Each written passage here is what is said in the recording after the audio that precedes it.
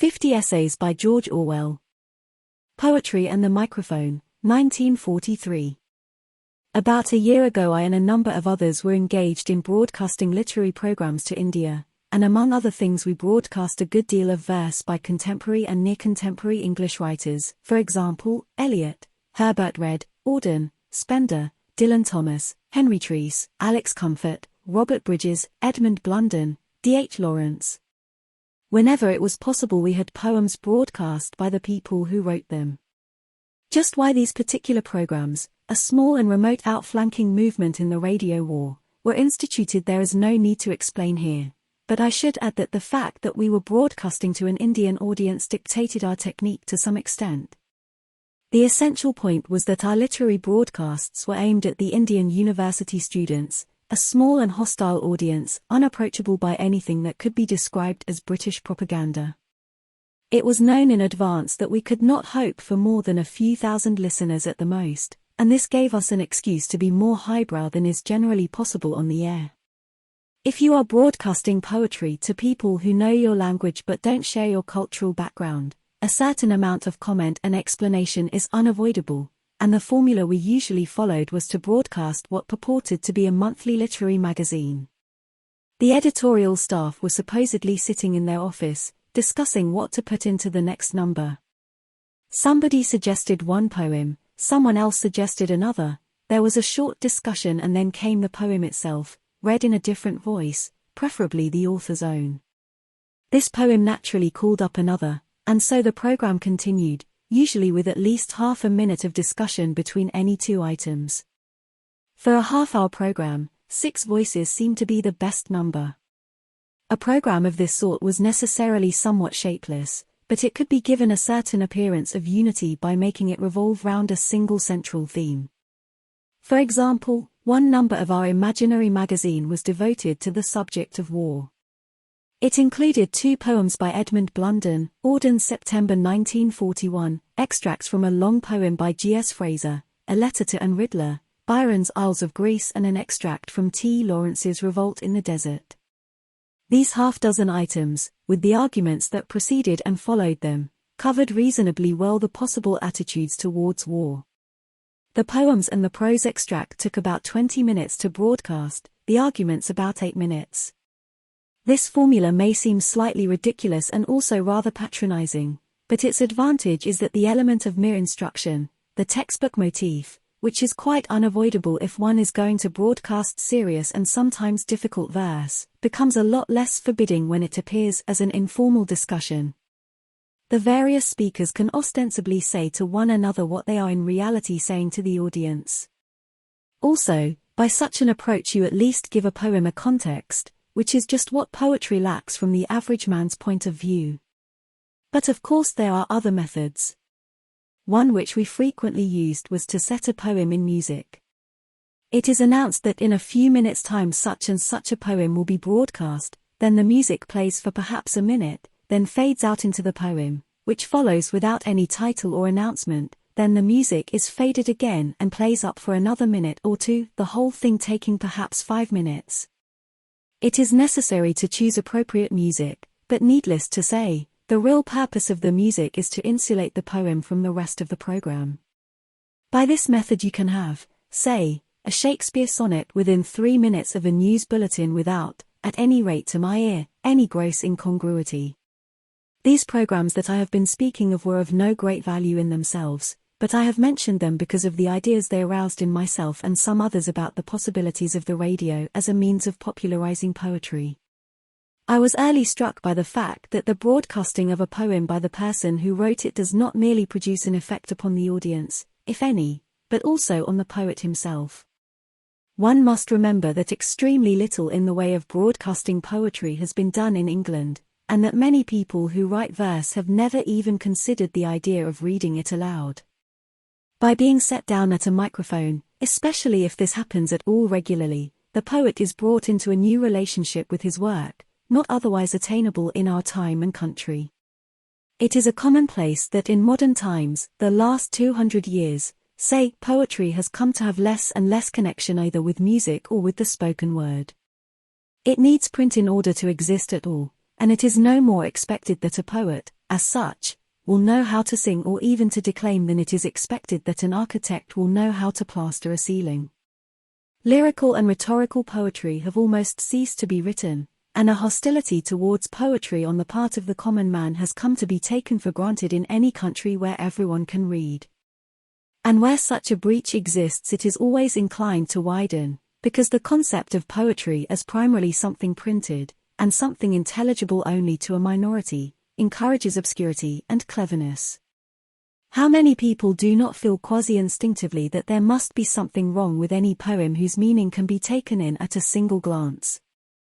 It seems unlikely that these tendencies will be checked unless it again becomes normal to read verse aloud, and it is difficult to see how this can be brought about except by using the radio as a medium. But the special advantage of the radio, its power to select the right audience, and to do away with stage fright and embarrassment, ought here to be noticed. In broadcasting, your audience is conjectural, but it is an audience of one. Millions may be listening, but each is listening alone, or as a member of a small group, and each has, or ought to have, the feeling that you are speaking to him individually.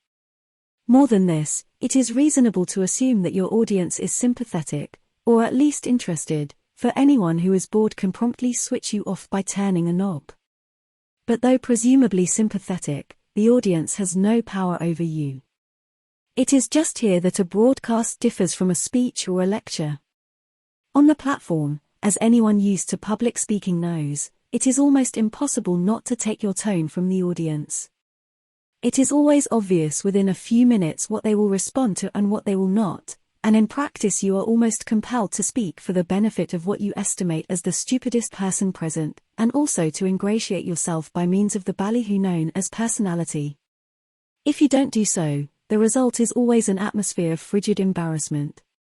That grisly thing, a poetry reading, is what it is because there will always be some among the audience who are bored or all but frankly hostile and who can't remove themselves by the simple act of turning a knob. And it is at bottom the same difficulty, the fact that a theatre audience is not a selected one, that makes it impossible to get a decent performance of Shakespeare in England. On the air these conditions do not exist. The poet feels that he is addressing people to whom poetry means something, and it is a fact that poets who are used to broadcasting can read into the microphone with a virtuosity they would not equal if they had a visible audience in front of them. The element of make-believe that enters here does not greatly matter. The point is that in the only way now possible the poet has been brought into a situation in which reading verse aloud seems a natural unembarrassing thing, a normal exchange between man and man. Also he has been led to think of his work as sound rather than as a pattern on paper. By that much the reconciliation between poetry and the common man is nearer. It already exists at the poet's end of the ether waves, whatever may be happening at the other end. However, what is happening at the other end cannot be disregarded. It will be seen that I have been speaking as though the whole subject of poetry were embarrassing, almost indecent, as though popularizing poetry were essentially a strategic maneuver, like getting a dose of medicine down a child's throat or establishing tolerance for a persecuted sect. But unfortunately that or something like it is the case. There can be no doubt that in our civilization poetry is by far the most discredited of the arts, the only art, indeed, in which the average man refuses to discern any value. Arnold Bennett was hardly exaggerating when he said that in the English-speaking countries the word poetry would disperse a crowd quicker than a fire hose. And as I have pointed out, a breach of this kind tends to widen simply because of its existence, the common man becoming more and more anti-poetry, the poet more and more arrogant and unintelligible, until the divorce between poetry and popular culture is accepted as a sort of law of nature, although in fact it belongs only to our own time and to a comparatively small area of the earth. We live in an age in which the average human being in the highly civilized countries is aesthetically inferior to the lowest savage. This state of affairs is generally looked upon as being incurable by any conscious act, and on the other hand is expected to right itself of its own accord as soon as society takes a comelier shape. With slight variations the Marxist, the anarchist and the religious believer will all tell you this, and in broad terms it is undoubtedly true. The ugliness amid which we live has spiritual and economic causes and is not to be explained by the mere going astray of tradition at some point or other. But it does not follow that no improvement is possible within our present framework, nor that an aesthetic improvement is not a necessary part of the general redemption of society. It is worth stopping to wonder, therefore, whether it would not be possible even now to rescue poetry from its special position as the most hated of the arts and win for it at least the same degree of toleration as exists for music. But one has to start by asking, in what way and to what extent is poetry unpopular? On the face of it, the unpopularity of poetry is as complete as it could be. But on second thoughts, this has to be qualified in a rather peculiar way. To begin with, there is still an appreciable amount of folk poetry, nursery rhymes etc., which is universally known and quoted and forms part of the background of everyone's mind. There is also a handful of ancient songs and ballads which have never gone out of favor. In addition, there is the popularity, or at least the toleration, of good-bad poetry, generally of a patriotic or sentimental kind. This might seem beside the point if it were not that good-bad poetry has all the characteristics which, ostensibly, make the average man dislike true poetry. It is in verse, it rhymes, it deals in lofty sentiments and unusual language, all this to a very marked degree, for it is almost axiomatic that bad poetry is more poetical than good poetry. Yet if not actively liked, it is at least tolerated. For example, just before writing this I have been listening to a couple of BBC comedians doing their usual turn before the 9 o'clock news. In the last 3 minutes one of the two comedians suddenly announces that he wants to be serious for a moment and proceeds to recite a piece of patriotic balderdash entitled A Fine Old English Gentleman, in praise of His Majesty the King. Now, what is the reaction of the audience to this sudden lapse into the worst sort of rhyming heroics?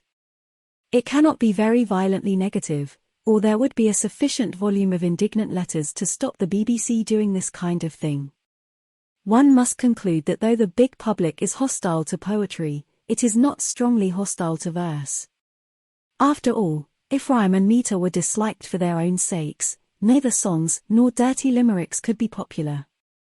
Poetry is disliked because it is associated with unintelligibility, intellectual pretentiousness, and a general feeling of Sunday on a weekday. Its name creates in advance the same sort of bad impression as the word God, or a parson's dog collar. To a certain extent, popularizing poetry is a question of breaking down an acquired inhibition. It is a question of getting people to listen instead of uttering a mechanical raspberry. If true poetry could be introduced to the big public in such a way as to make it seem normal, as that piece of rubbish I have just listened to presumably seemed normal, then part of the prejudice against it might be overcome. It is difficult to believe that poetry can ever be popularized again without some deliberate effort at the education of public taste, involving strategy and perhaps even subterfuge. T.S. Eliot once suggested that poetry, particularly dramatic poetry, might be brought back into the consciousness of ordinary people through the medium of the music hall. He might have added the pantomime, whose vast possibilities do not seem ever to have been completely explored. Sweeney Agonists was perhaps written with some such idea in mind, and it would in fact be conceivable as a music hall turn, or at least as a scene in a revue. I have suggested the radio as a more hopeful medium, and I have pointed out its technical advantages, particularly from the point of view of the poet. The reason why such a suggestion sounds hopeless at first hearing is that few people are able to imagine the radio being used for the dissemination of anything except tripe. People listen to the stuff that does actually dribble from the loudspeakers of the world, and conclude that it is for that and nothing else that the wireless exists. Indeed, the very word wireless calls up a picture either of roaring dictators or of genteel throaty voices announcing that 3 of our aircraft have failed to return. Poetry on the air sounds like the muses in striped trousers. Nevertheless, one ought not to confuse the capabilities of an instrument with the use it is actually put to. Broadcasting is what it is, not because there is something inherently vulgar, silly, and dishonest about the whole apparatus of microphone and transmitter, but because all the broadcasting that now happens all over the world is under the control of governments or great monopoly companies which are actively interested in maintaining the status quo and therefore in preventing the common man from becoming too intelligent. Something of the same kind has happened to the cinema, which, like the radio, made its appearance during the monopoly stage of capitalism and is fantastically expensive to operate. In all the arts the tendency is similar. More and more the channels of production are under the control of bureaucrats, whose aim is to destroy the artist or at least to castrate him. This would be a bleak outlook if it were not that the totalitarianization which is now going on, and must undoubtedly continue to go on, in every country of the world, is mitigated by another process which it was not easy to foresee even as short a time as 5 years ago.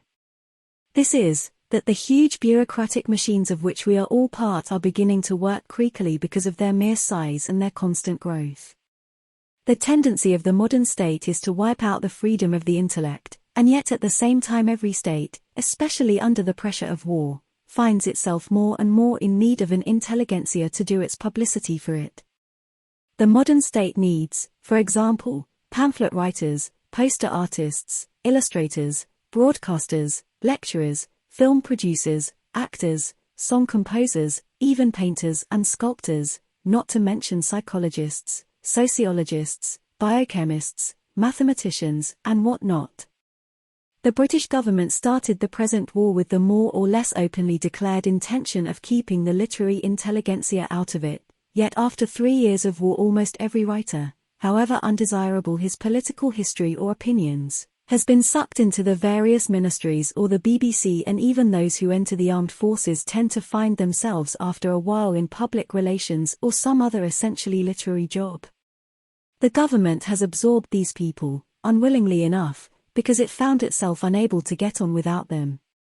The ideal, from the official point of view, would have been to put all publicity into the hands of safe people like A.P. Herbert or Ian Hay, but since not enough of these were available, the existing intelligentsia had to be utilized, and the tone and even to some extent the content of official propaganda have been modified accordingly.